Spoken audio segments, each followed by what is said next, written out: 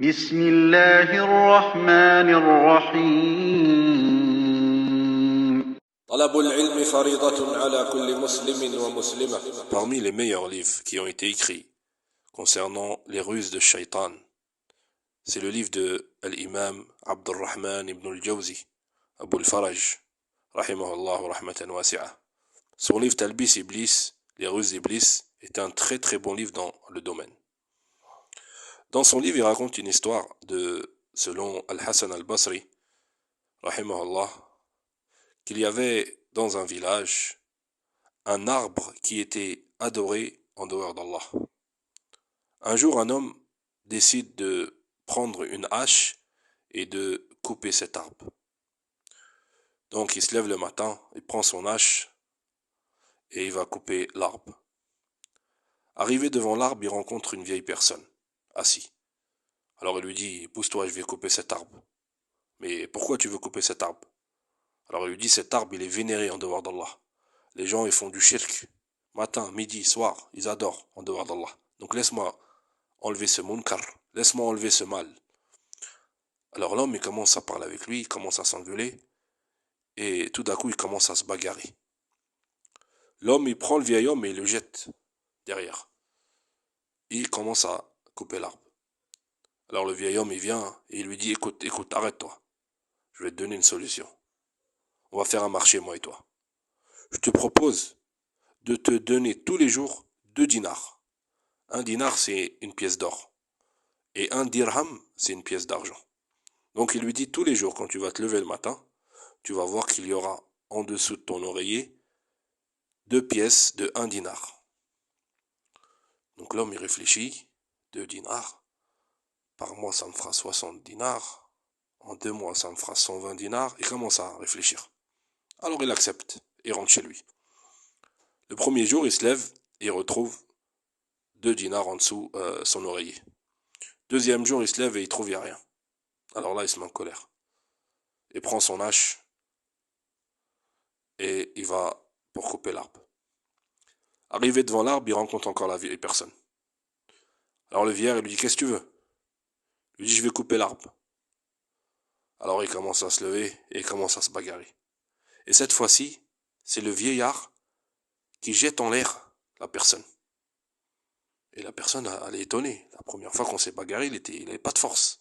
Mais maintenant, il a une force incroyable. Comment ça se fait?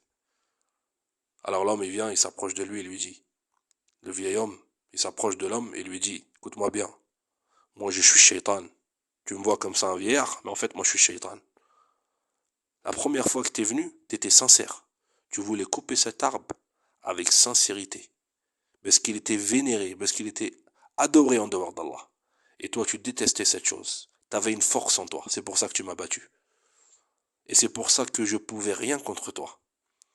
Mais je t'ai proposé 2 dinars et t'as changé d'avis. Alors maintenant, si tu veux couper l'arbre, eh ben je vais te tuer. Alors l'homme, il est parti. Et Shaitan, il a gagné. Donc dans cette histoire, tu apprends plusieurs leçons. Premièrement, il faut savoir que la personne sincère, il a une force intérieure que Shaitan ressent et que Shaitan comprend. Et Shaitan, devant les gens sincères, il peut rien faire. C'est pour ça que dans le Coran, Shaitan lui-même, il parle et il dit à Allah qui viendra pour égarer ses serviteurs, de leur droite, de leur gauche, derrière eux, devant eux. Et après il dit quoi? Illa ibadaka minhumul mukhlasin. Illa ibadaka. Sauf, excepté tes serviteurs. Mais c'est pas n'importe quel serviteur. Al-mukhlasin, les sincères. Et dans une récitation, al-mukhlisin, les sincères. Ceux qui sont sincères avec toi. Ceux qui veulent t'adorer, seuls, sans rien associer. Al-muwahhidoun, ceux que quand ils font quelque chose, ils le font que pour toi, que pour te satisfaire.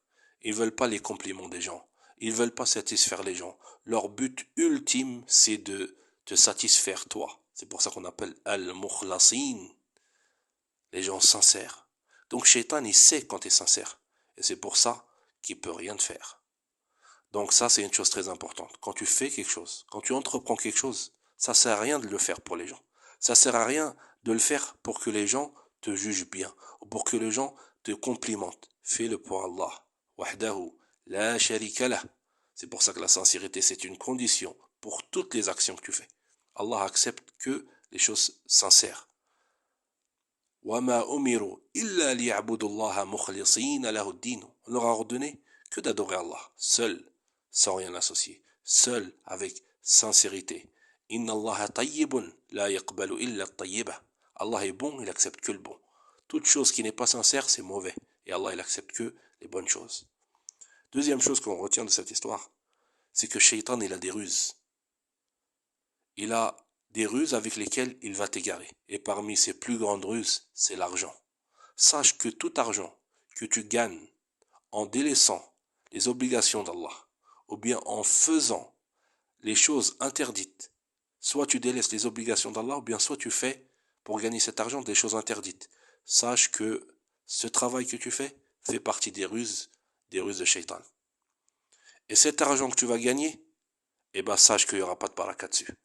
L'argent que tu gagnes en délaissant des obligations, ou bien en faisant du haram, sache que c'est comme dans l'histoire. Tu vas gagner l'argent, mais à la fin, il n'y aura rien. Soit tu vas gagner cet argent, tu vas le voir de tes propres mains, mais tu vas voir les dépenses que tu vas avoir. Il n'y aura pas de baraka. C'est comme si tu gagnais même pas d'argent. Telle dépense, tu vas le perdre, tu vas faire l'israf, tu vas faire du gaspillage. Il n'y aura pas de baraka, il n'y aura pas de bénédiction dans cet argent. Parce qu'il est bâti sur le haram, sur l'interdiction d'Allah. Et sache que cet argent que tu gagnes fait partie des ruses de Shaitan avec lesquelles il veut t'égarer.